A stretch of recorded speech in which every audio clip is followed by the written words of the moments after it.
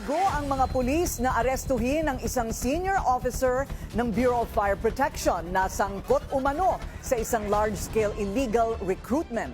Ang detalye sa agenda report ni Francis Polbe. Wanted si SFO2 Reyka Janisa Palpalatok dahil sa reklamong large-scale illegal recruitment. Ang modus ng sospek, pinapangakuan ang mga gustong magtrabaho sa BFP kapalit ng bayad. Modus operandi na papasok sa magiging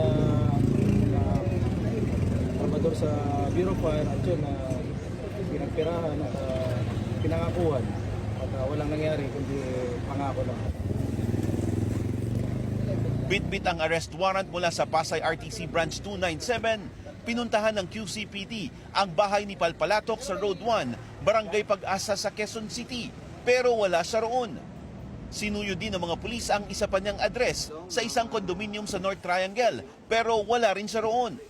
Still validating, gather more information as to kung saan pa yung ibang address na meron si Reyka.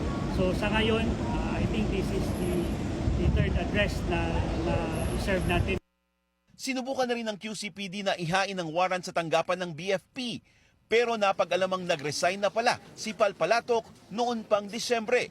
Nakikipag-ugnayan na ang QCPD sa Bureau of Immigration para alamin kung nakalabas na ng bansa ang sospek. Para sa agenda, Francis Polbe, Pelenario News Channel.